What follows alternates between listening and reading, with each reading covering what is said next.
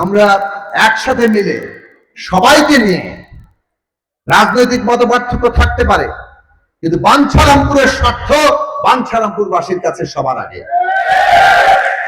এবং আমরা যেসব কথা দিয়েছি ইতিমধ্যে আমরা কাজ শুরু করেছি, যেমন এইসব ফ্যামিলি কার্ড সহ আমাদের অঙ্গীকারগুলো বাস্তবায়ন হচ্ছে, তেমনি রাস্তাঘাট সংস্কার করা, আমাদের এখানে নদী ভাঙন, জলাবদ্ধতা, আমাদের কৃষি জমিকে কিভাবে আমরা দ্রুত আরো 3 ফসলি করে তুলবো অনেকগুলো জায়গায়।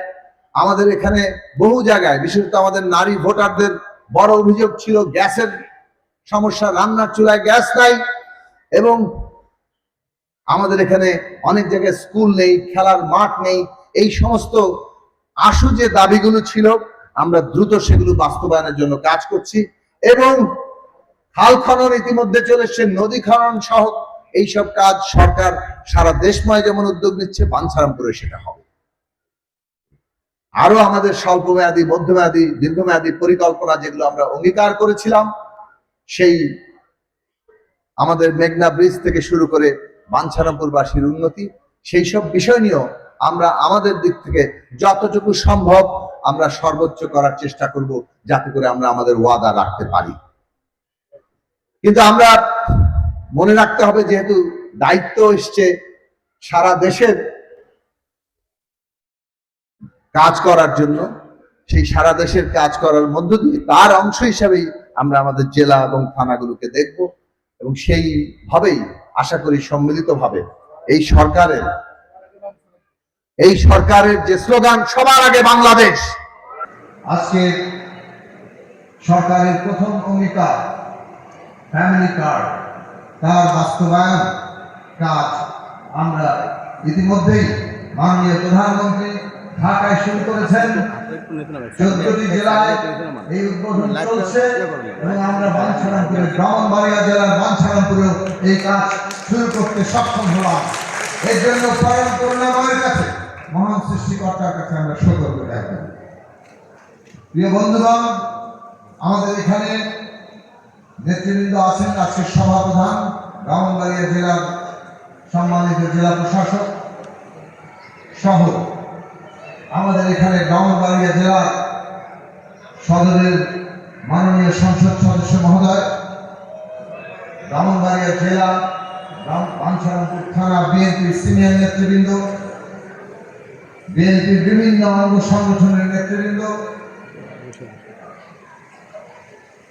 আমাদের ব্রাহ্মণবাড়িয়া জেলার পুলিশ সুপার সহ বাঞ্ছারামপুর জেলার পুলিশ কর্মকর্তা সহ সমাজ সেবা মন্ত্রণালয়ের সমাজসেবা প্রতিষ্ঠান, জেলা এবং থানা পর্যায়ে সমস্ত কর্মকর্তাবৃন্দ, এবং বাঞ্ছারামপুর পৌরসভা এই মাওলাগঞ্জ মিলনায়তনে আমরা পৌর নেতৃবৃন্দের সহযোগিতায় আজকে এই সমাবেশ করতে পেরেছি।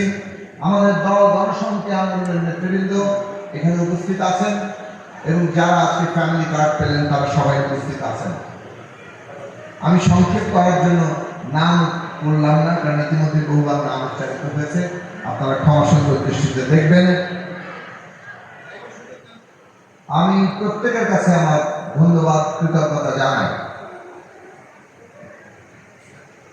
এবং প্রথমে স্মরণ করি সেই সব শহীদদের, সেই সব লড়াকু যোদ্ধাদের যারা দীর্ঘ ফাঁসিবাদ বিরোধী লড়াইয়ে জেল জুলুম হুলিয়া, মামলা হামলা, এমনকি গুম খুন মোকাবেলা করে, শত অত্যাচার মোকাবেলা করে বিরোধী দলের নেতাকর্মীরা, বিশেষভাবে বিএনপির নেতাকর্মীরা যেভাবে তারা সারা দেশে তাদের লড়াইয়ের মহত্ব রেখেছেন।